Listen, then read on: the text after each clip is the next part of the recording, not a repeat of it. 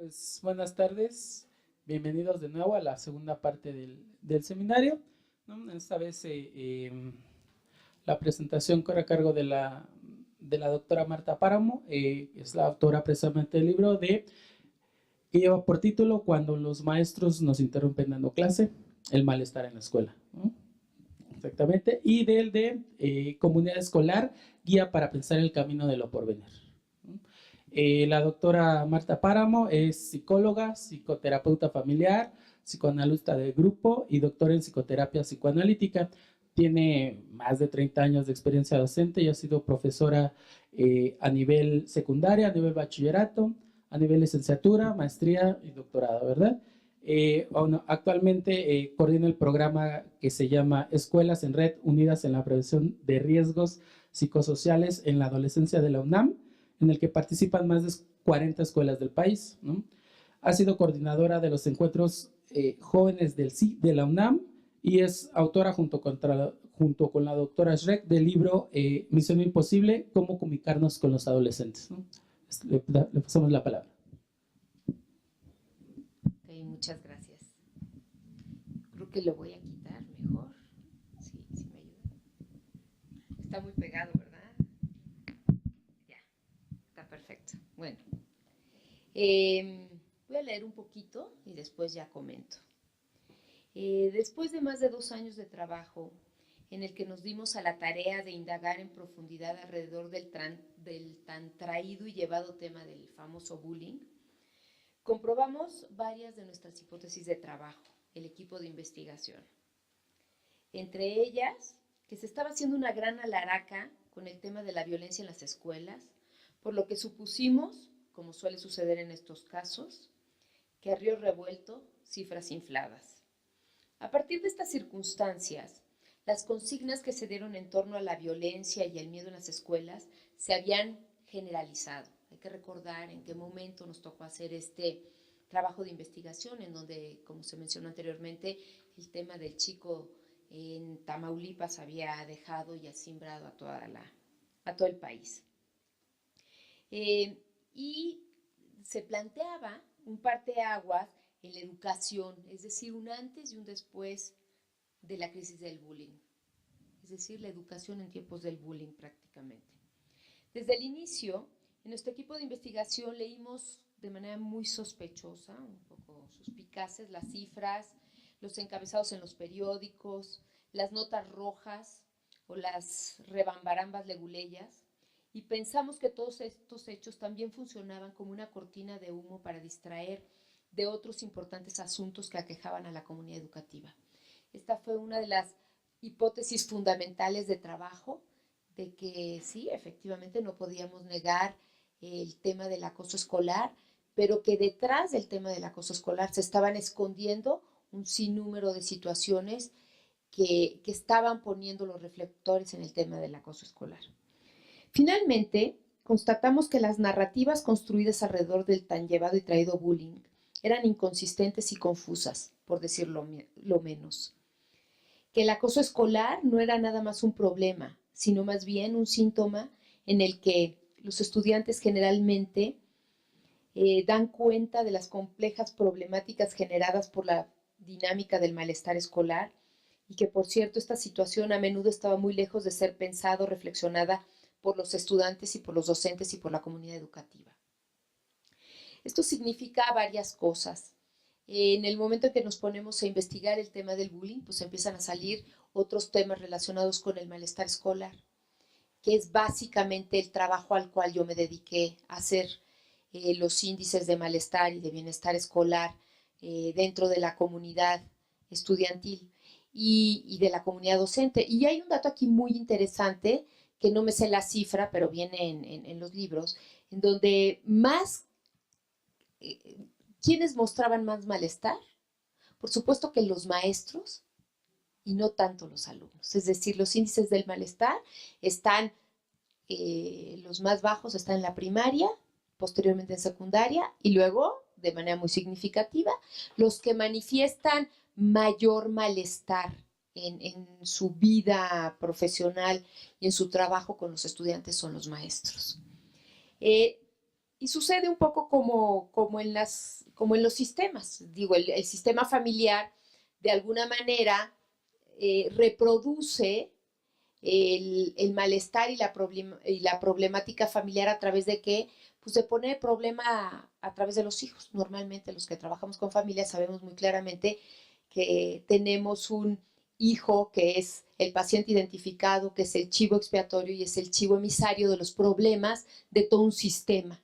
Lo mismo sucede en la escuela, es decir, los mismos principios que tienen que ver con el sistema educativo dan cuenta de cómo se ponen en los estudiantes problemas que generalmente tienen que ver con los problemas de nosotros los adultos. Los docentes nos percatamos también de que directivos docentes, padres de familia y ciertos sectores de estudiantes vivían como una comunidad amenazada por el acoso escolar. Y frente a ellos se tejían lazos de solidaridad.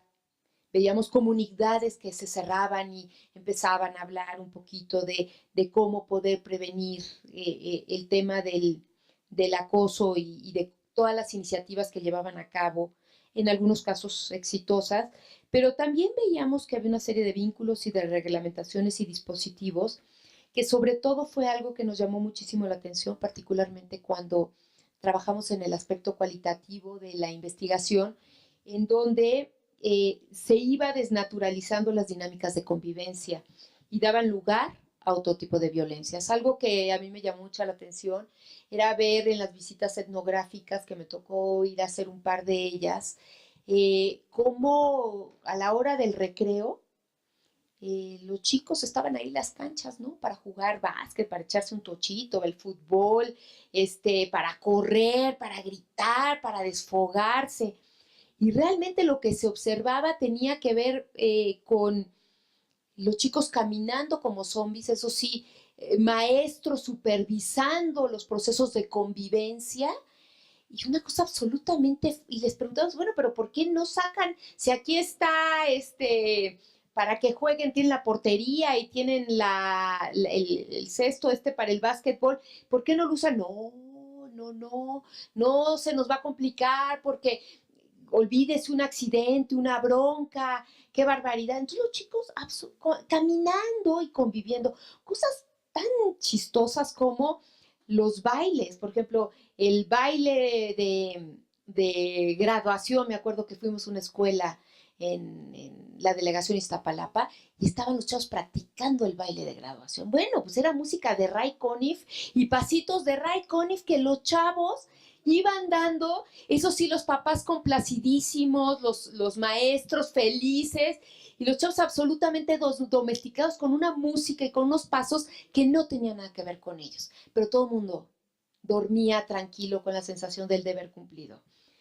En fin, nos dimos cuenta de muchísimas cosas cuando hicimos sobre todo la parte de investigación cualitativa, lo cual nos dejó como muchísimas dudas, a pesar de que tratamos de hacer una encuesta que realmente preguntara aquellas cosas que no se preguntaban de manera formal. Volvimos a caer con esta situación en la cual los estudiantes en situación escolarizada decían y contestaban una cosa de manera totalmente diferente a lo que nos decían en estos ámbitos naturales que no tenían que ver con la escuela, ¿no? En este lugarcito en donde llamábamos a estudiantes, a docentes, a gente de diversas, que representaba o que tenía diversas funciones dentro de la escuela, en un ámbito que no era el escolar, y los chavos decían otra cosa en la escuela. Entonces empezamos a ver como esta fractura importantísima que había entre lo que se dice que es la escuela y lo que es la escuela misma, lo que se dice que es la convivencia y lo que es la convivencia misma. Es más, cómo los chavos cambiaban el tono de la voz, ¿no? Cuando les preguntabas lo que era el bullying, inmediatamente se sacaban un chorema aquí, súper bien articulado, te daban los diferentes tipos de bullying, ubicaban víctima, victimario, espectador, y te daban la definición tan clara que Dan Olbus en su momento, desde los años 70, decía, ¿no? Y entonces, como todo el mundo decíamos, estamos haciendo prevención. Y sin embargo, a la hora que tú veías lo que era la convivencia entre ellos, era una cosa totalmente diferente. Es decir, tuvimos la oportunidad, por eso es que el texto, uno de los textos que yo escribí, se llama Cuando los maestros nos interrumpen dando su clase, porque la escuela no tenía que ver con lo académico. A pesar de que los maestros traían el interés académico, no hubo nadie que en un momento dado nos hablara de lo interesado que estaba en las matemáticas, en la geografía o en los proyectos de investigación. Entonces empezamos a ver que había una fractura entre lo que se dice que es la escuela con lo que era la escuela. Y lo mismo con los procesos de convivencia. Nos percatamos de que se llevan súper pesado, pero que la manera en que nosotros resignificamos los adultos, los maestros y directivos, este tipo de convivencia, pues evidentemente todo el mundo salía espeluznado. Lo cierto es que ellos saben arreglar sus problemas y como bien decían ellos, cuando se meten los papás, todo termina en problemas. Déjenos a nosotros arreglarnos, ¿no? Eh, nos dimos cuenta también en este malestar de los docentes que se habían incrementado las exigencias a los docentes y que constantemente los maestros se topaban con obstáculos y dificultades muy importantes para el desarrollo de su labor.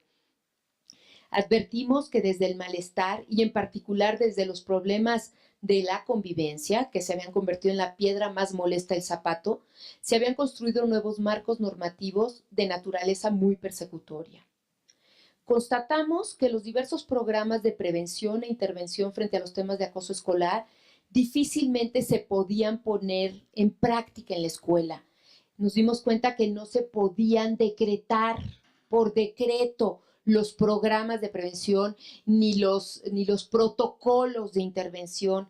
Es decir, cada comunidad tenía sus maneras de matar pulgas y cada comunidad, como le pasa a cada maestro, le entra a su materia y le entra con los chavos como Dios le da a entender. Porque así es, porque al final, como sucede en educación, uno no enseña y uno no contacta con el chavo con lo que uno sabe, con el manualito, sino con lo que uno es, como dijo bien Annie Cordy en su momento. A partir de lo anterior, imaginamos que uno de los caminos por trabajar tendría que estar sustentado en que los miembros de la comunidad educativa tuvieran la posibilidad de reflexionar, de comprender y elaborar, o al menos medio metabolizar, algunas de las complejas dinámicas derivadas de las experiencias de malestar que existen en la escuela y de manera particular las relacionadas con la convivencia. Entendimos como equipo de trabajo la importancia que tiene el hecho de que los docentes se piensen como sujetos centrales en esta trama y no nada más sean pensados por gente como nosotros, sean aleccionados, sean instruidos y acaten una serie no nada más de normativas y de reglas, sino de preceptos porque están perseguidos por ellos.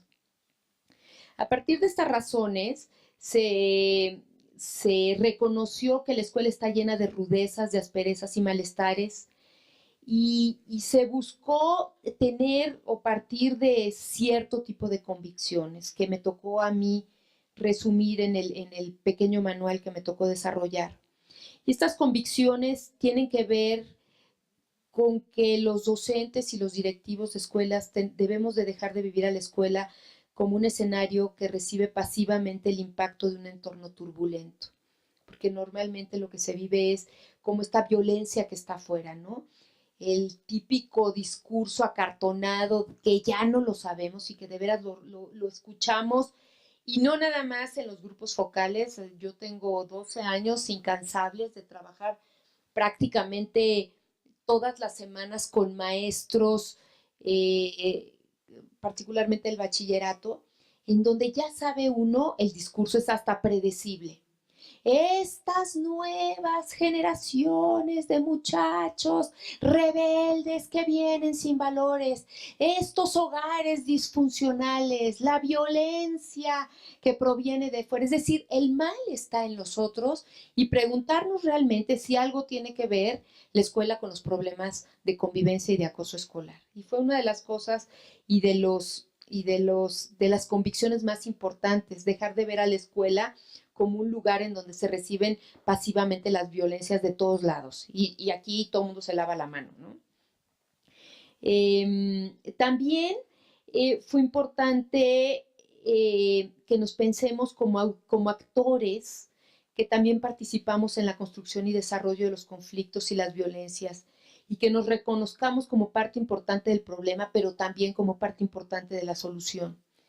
Que estemos dispuestos a movernos del lugar común de la queja para dar lugar a la crítica constructiva y a la propuesta. Porque mucho de lo que se alcanzó a ver es como esta comunidad quejosa que se habló, pero esta queja proyectiva que simplemente tiene una función catártica de echar fuera el malestar, la incomodidad, la impotencia, pero en ninguna manera es una queja que se subjetiviza, es decir, que se piensa, que se replantea, que se resignifica, y una queja que compromete a buscar soluciones, ¿no? Sin una cosa como de catarsis, ver cuando hacíamos estos grupos focales con profesores, era una cosa impresionante ver, tú les generas el espacio y sé cómo se repite permanentemente los mismos temas en donde el mal está afuera, ellos son las víctimas, ellos reciben pasivamente el impacto de una serie de problemáticas que nadie dice que estén en un lugar cómodo. Yo creo que si algo existe en torno a los problemas escolares mucho más fuerte que el tema de la convivencia, tiene que ver con el lugar que están viviendo y lo que les está pasando hoy a los maestros que no saben y que no pueden trabajar con chicos a los cuales no entienden. Este choque brutal que bien lo planteó en su trabajo Hugo César Moreno, esta cultura juvenil que choca y se da de frente con la cultura estudiantil y con una serie de requerimientos que son absolutamente sin sentidos. Nos tomamos conciencia de cuán importante era tener al maestro trabajando con los alumnos y dejar de tanto aparato burocrático, de tanta llenadera de papeles y de tantas planeaciones de la enseñanza y tanta fregadera que de veras los tiene, como se comenta por ahí en El Señor de los Anillos. Uno de los personajes dice, estamos tan ocupados en hacer felices a los niños que no podemos estar con ellos.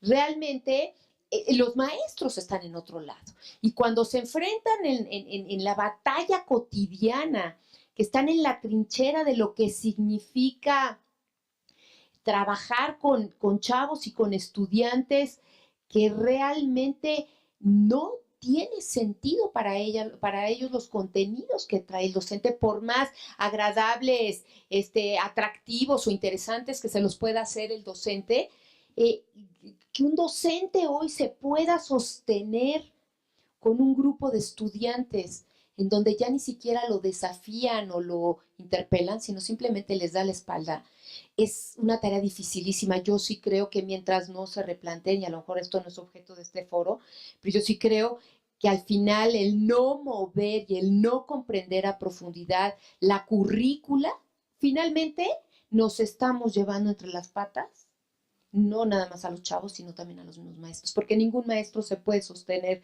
con pasión, con dedicación y con amor al trabajo cuando lo que recibe muchas veces es la indiferencia o lo que recibe es la amenaza de sus superiores y la amenaza de padres de familia. Es decir, realmente es un problema mucho más de fondo que lo que nuestros chamacos empiezan de alguna manera a reflejar a partir de esto que está tan llevado y traído como lo que es el bullying. Es decir, nos dimos cuenta de que este famoso malestar escolar era como una fuente que estaba generando, no nada más en los estudiantes, sino de manera muy importante también en los maestros. Y que bueno, aquí hay uno de los principios fundamentales para comprender lo que es el malestar escolar. Al final, Freud lo dijo desde el siglo antepasado, que hay tres profesiones imposibles: curar, gobernar y educar. ¿Y eso qué significa? Que el malestar va a acompañar a estas labores. ¿Por qué? Porque siempre queda la sensación que algo falta, de que los problemas y el malestar no terminan, que siempre hay tarea y queda algo por hacer. Entonces vemos cómo las comunidades educativas y quienes se dedican a educación viven enfrentándose a la ambivalencia, a la incertidumbre y a la contradicción.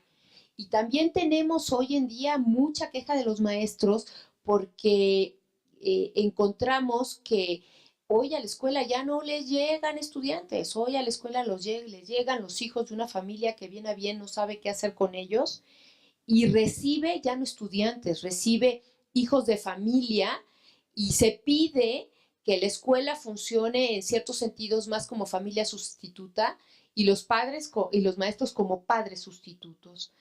Hace ratito estábamos platicando en la mesa, aquí a la hora de la comida, y yo les decía, es que la verdad, los problemas de convivencia, pues a mí no tanto me tocó, por supuesto que sí me tocó ver lo que era el bullying, me tocó recibirlo, me tocó ejercerlo, me tocó ser espectadora, me tocó ser partícipe y me tocó muchas cosas, pero las verdaderas cosas de convivencia gruesas, yo no sé si nosotros éramos una bola de vándalos, mis hermanos y yo, pero así persiguiéndonos con cuchillo, ¡ah, te voy a matar! Y peleándote, arrancándote los pelos y escupiéndole al jugo del otro para que no te lo hagan daño. No, los procesos de convivencia durísimos al interior de las familias muchísimo más grandes, ¿no?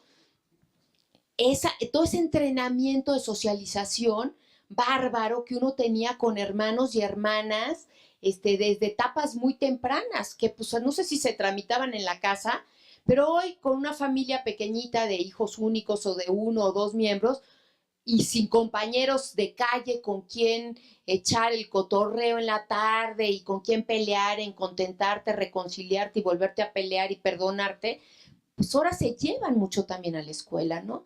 Y sobre la escuela caen y recaen una serie pues de exigencias que anteriormente no se tenían. O sea, si nosotros pensamos, si hay algo que se ha movido en las últimas décadas o del siglo pasado al siglo actual, es la institución familiar. De veras, ha habido una revolución al interior de la institución familiar y la escuela, de alguna manera, sigue todavía sin comprender cómo le recaen todas estas exigencias. Es decir, ahí cae la necesidad de asistencia, de protección, de amparo, de inclusión, ahora también de comprensión y escucha, de la autoestima, de la prevención de riesgos psicosociales, de las funciones de autocuidado, y existen grandes presiones para que de manera directa el docente y la escuela se hagan cargo de esto, ¿no?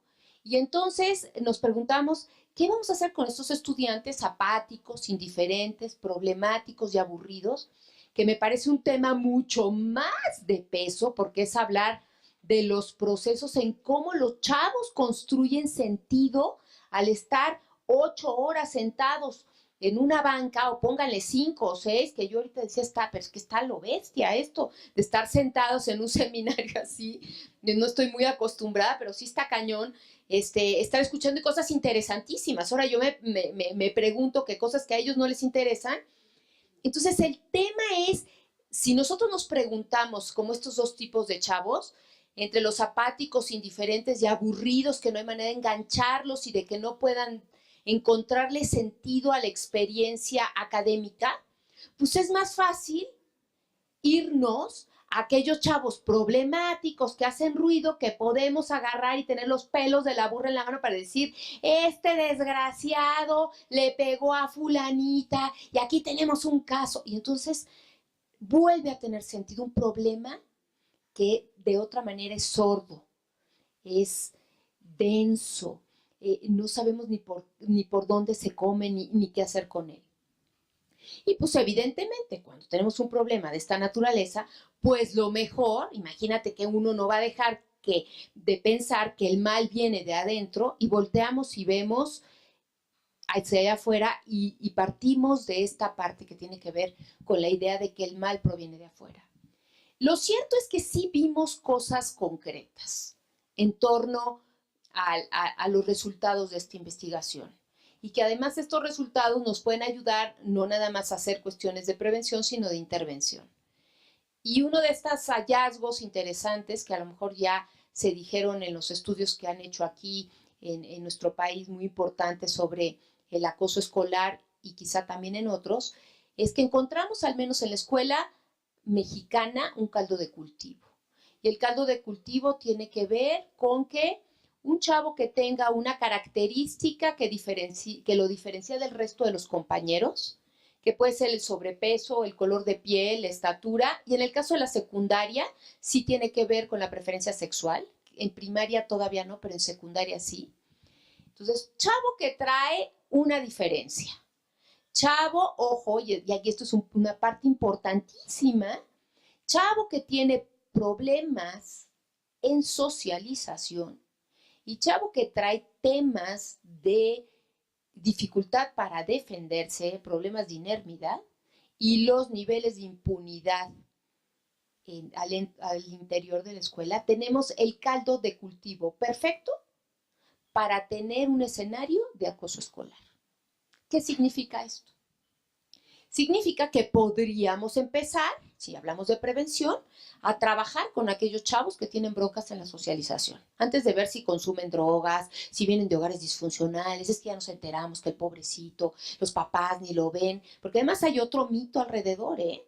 El mito es que los chavos violentos vienen de hogares violentos y que los chavos que tienen bullying pues es porque tienen muy baja la autoestima y que pobrecitos. Y encontramos cosas también como muy interesantes, ¿no? O sea, en primera, el mito de las familias disfuncionales de ahora y los nuevos valores familiares son los generadores del bullying actual. Pues no, encontramos también factores importantes, sobre todo cuando nos empezamos a trabajar en que gran parte de lo que tenía que ver los problemas de acoso escolar tenían que ver con la falta de desarrollo de funciones de autocuidado por parte de los chavos. Y cuando hablamos de falla en las funciones de autocuidado, hablamos de 3 niveles. Uno, por privación, efectivamente, chavos que vienen privados emocionalmente de aquellos cuidados tempranos. Segundo, chavos por exceso, es decir, y aquí encontramos una nueva modalidad de parentalidad, es decir, la que yo llamo la famosa mano pachona.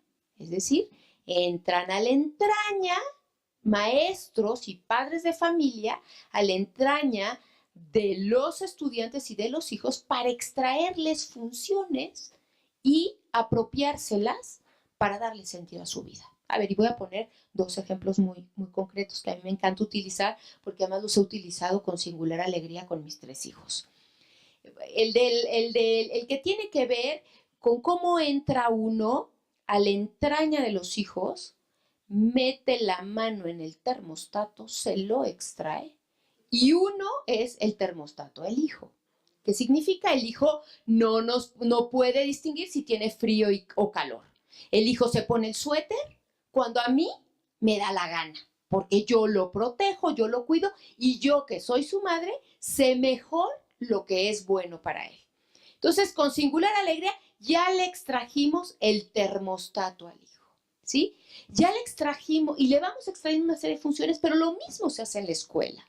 Es decir, en vez de que podamos esperar y poder trabajar con que el chavo desarrolle los procesos de incorporación de la norma, ¿no?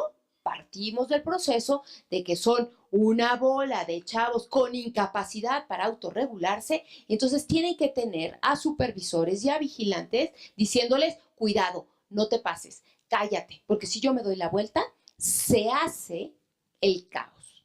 Y nos tocó verlo de manera muy interesante, por ejemplo, esta experiencia que me encantó en uno de los grupos focales, que además la dirigía un chico de lo más empático y de lo más dicharachero con ellos, que les preguntaba, ¿y ustedes cómo ven la escuela? ¿Y qué les dice la escuela? Pero ellos sabían que estaban siendo observados por los adultos y sabían que esto tenía un fin dirigido para los adultos. Y entonces fue algo interesantísimo que seguramente recordarán, porque de repente está el entrevistador, el chico que era el que moderaba, además un chico joven, agradable, simpático, moderaba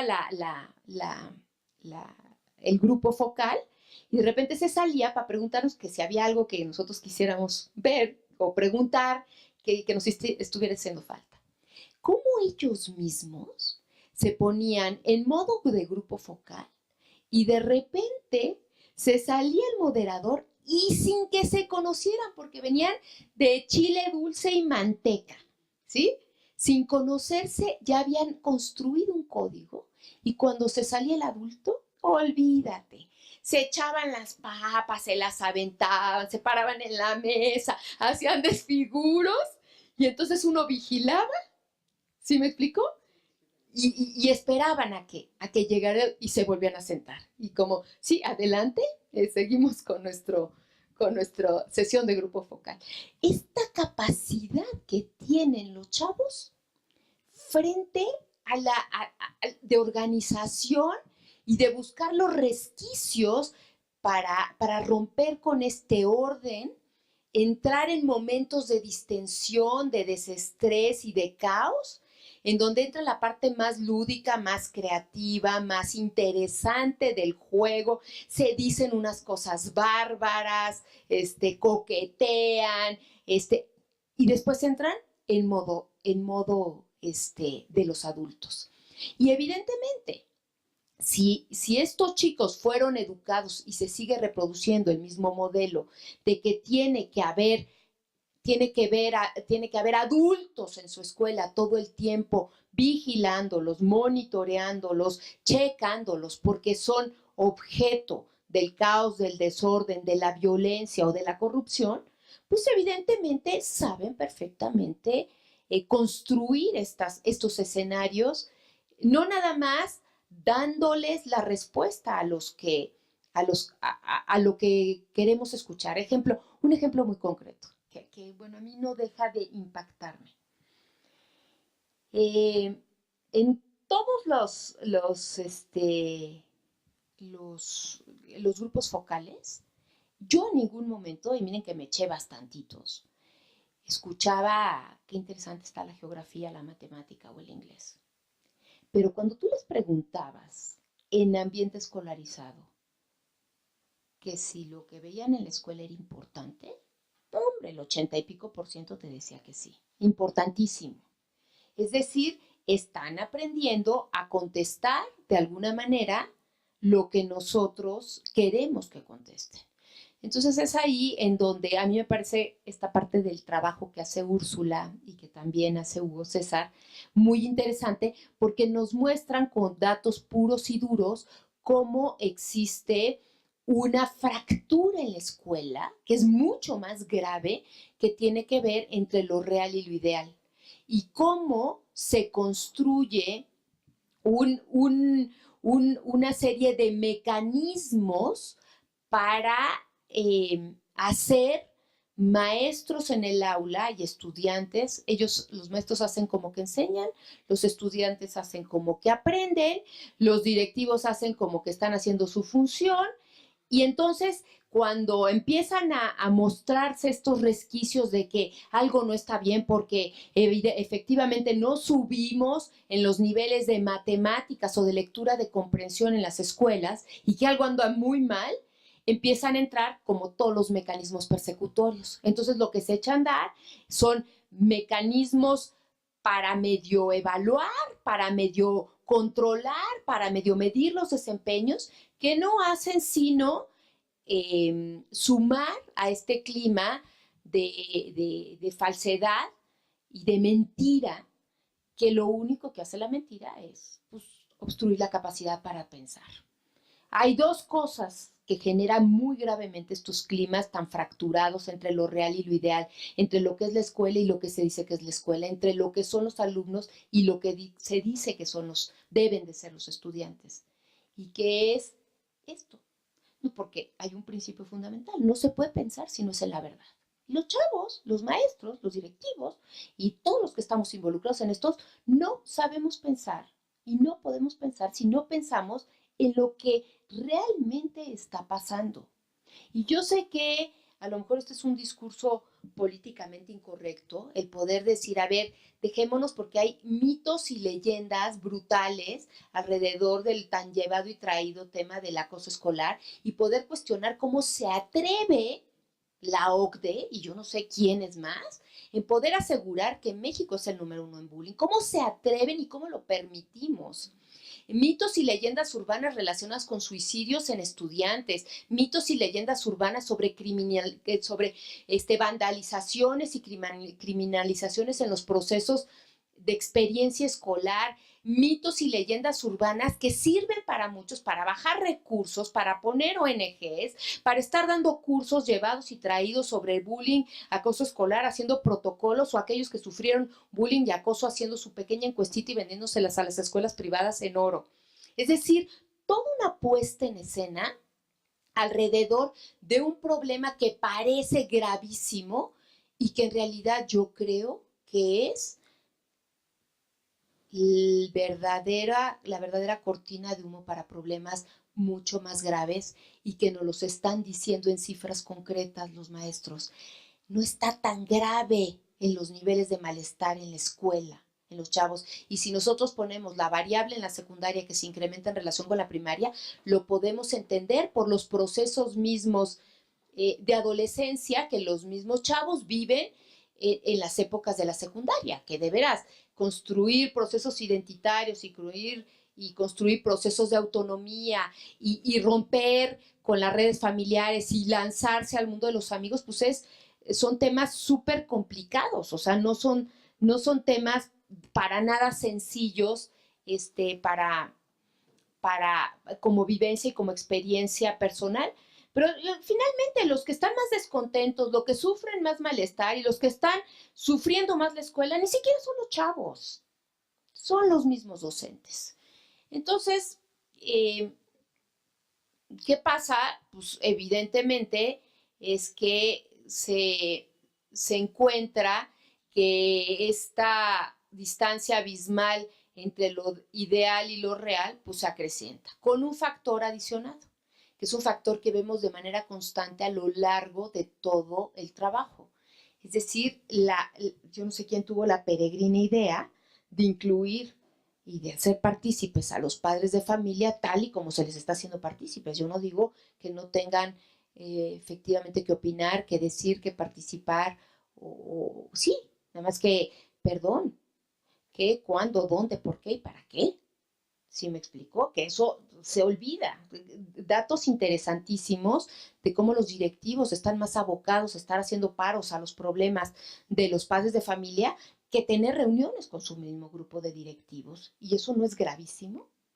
Es decir, encontramos en este sentido cómo la variable padres de familia, la variable derechos humanos, las variables que entraron como para darle mayor calidad y mayor lugar y evitar los conflictos de antaño, se convirtieron en sí mismos en problemas que hoy son verdaderamente irresolubles, ¿no? Irresolubles. Y no porque no sea importante que haya una justicia, que haya una equidad al interior de la escuela, que no sea importante que la integridad física y emocional de los miembros de una comunidad esté resguardada. Sin duda son fundamentales, pero por los porcentajes que vimos, pues realmente porcentajes muy chiquitos de la comunidad viven y sufren lo que es verdaderamente las situaciones de acoso, y verdaderamente ahí se tienen que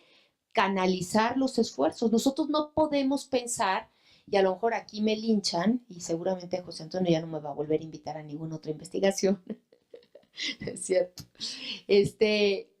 en el sentido de que desde mi muy personal punto de vista, los procesos de acoso escolar son inherentes a la dinámica grupal. Y lo vimos nosotros mismitos, y no nos salvamos tampoco, nos tocó ver en nuestro mismo proyecto de investigación, quién agandallaba el tiempo, quién tomaba el micrófono, quién se ponía de descalificador con los comentarios de alguien, hubo exclusiones, hubo inclusiones, se reprodujo el mismo esquemita que ellos reprodujeron acá. Lo que pasa es que aquí teníamos a un dirigente muy apapachador y muy condescendiente, nada autoritario, bastante democrático, al cual le decíamos, oye, ya, José Antonio, pon orden aquí. ¿O no? Pero nos tocó vivir eso, nos tocó vivir las partes persecutorias, descalificadoras, narcisistas, gandallas, victimizadas, que cada uno desplegó dentro del mismo equipo. Es decir, estos procesos son inherentes a las dinámicas de los grupos. Y también se da entre maestros, a mí me perdonan, o sea, yo ahorita no formo parte de un cuerpo docente, pero sí formo parte de una institución en donde los procesos de acoso laboral uno dice, oye, pero ¿cómo se permite? ¿Cómo te meten el pie? ¿Cómo le echan sal a tu café? ¿Cómo? Lo mismito como si estuviéramos en la secundaria. Es decir, cómo estos procesos son inherentes a la dinámica grupal y no porque tengamos que conformarnos con ellos. Sin duda, no tendríamos que conformarnos con ello, pero sí de alguna manera entender que cuando se pega el clutch, es decir, cuando se paralizan o se congelan estos procesos y nada más es uno o unos los que reciben la agresión y unos u otros los que son los gandallas y unos u otros los que siempre se lavan las manos, pues es cuando se empiezan a patologizar, como los decimos los psicólogos, aunque por acá les choque a veces este término de la psicología, cuando los procesos se patologizan, es decir, cuando no se reciclan y no tenemos oportunidad todos de movernos en este circuito en donde, sí, manito, sí, no, ahora sí, perdón, me agandallé y ahora sí me agarraste mis 5 minutos y ahora sí te puse en tu lugar y ahora el que estaba bien calladito sí sacó las uñas, ¿sí me explico? Es decir, ¿cómo podemos de alguna manera empezar a naturalizar lo que nos es inherente a la convivencia de los seres humanos? Y todo lo que está institucionalizado, y vuelvo a los mismos principios, genera un malestar de la fregada. O sea, se tiende a pedir, a vivir y a sufrir. Es decir, sufrimos las instituciones porque no sabemos metabolizar nuestras frustraciones, nuestras exigencias, nuestras demandas emocionales, y entonces se generan promesas, ideales, en los cuales pues siempre salimos, pues que nos llevan al baile, porque si las exigencias son muy altas, pues el estudiante siempre quedó por debajo, el maestro quedó por debajo, la escuela quedó por debajo y la institución quedó por debajo. Es decir, que necesitaríamos una escuela más real, una escuela más dialogante, una comunidad, no para hacer grupos de reunión catárticos en donde todo el mundo echa ahí su despedorre, porque terminamos todos así, de que no, yo no vuelvo a regresar, sino es decir, poder pensar y poder hablar y poder decir no nada más de lo que uno siente y lo que uno le pasa, sino lo que uno propone, en lo que uno se responsabiliza, como adultos, y vemos experiencias. Nosotros tenemos 5 años, ahora pasó esta experiencia, nuestro 5.º año, de encuentros de jóvenes de Chile, Dulce y Manteca, desde Baja California Sur hasta Chiapas, desde los que vienen de Ciudad Neza hasta los que vienen de las escuelas de las Lomas, y los ponemos a dialogar, y el nivel de diálogo de los jóvenes es cañón. No necesitamos meterles muchas actividades. Quieren platicar, quieren dialogar, quieren intercambiar y quieren un espacio de contención, o sea, estructurado y organizado, que les permita llegar a este diálogo, igual que nosotros. Y es decir, eso es lo que se necesita, una comunidad dialogante, una comunidad pensante. Por aquí le metimos en la parte de las reflexiones y estrategias docentes del famosísimo manual, pues lo típico, que además no hay nada nuevo bajo el sol más que recurrir como a los principios fundamentales de pues que cada quien recoja lo que es suyo, que uno no ande haciéndose fuera el excusado, que uno, pues es que sí, que uno de alguna manera pueda pensarse, encontrarles, pensarse, encontrarle sentido, compartir y reflexionar en esto que de verdad los docentes, porque en la comunidad docente es como en la casa del jabonero, el que no cae resbala, el que le da por el grito o el borradorzazo, pero al otro más sádico que tiene recursos más sofisticados para cobrársela, porque al final el docente tiene el poder para cobrársela por métodos mucho más perversos. Es decir, la posibilidad de saber que traemos un caimanzote aquí, todos y cada uno de nosotros, y cómo de alguna manera le hacemos para vivir en comunidad y para alcanzar un poquito de mayor bienestar y no vivir ni la escuela de manera tan sufriente. Pues mira, esto está dicho de forma más elegante aquí en estos 2 tomos, no tan así como yo se los cuento, pero después de este día tan académico, meterle todavía una nota después de comer, pues se me iban a dormir todititos. Así es que, pues yo les paso aquí y mejor los dejo picados para que lean el de cuando los maestros nos interrumpen dando su clase o el malestar en la escuela, y que vean y le echen una hojita al famosísimo manual que se llama Comunidad Escolar, Guía para Pensar el Camino de lo Porvenir, que trae cosas interesantes y que está construido por las participaciones y los hallazgos del equipo de investigación, poniéndolo en cosas más concretitas, de ideas que van a lo mismo y que tienen que ver con la posibilidad, pues, de reconocernos como agentes que participamos, pero que también podemos contribuir en la solución de estas cosas. Pues muchas gracias.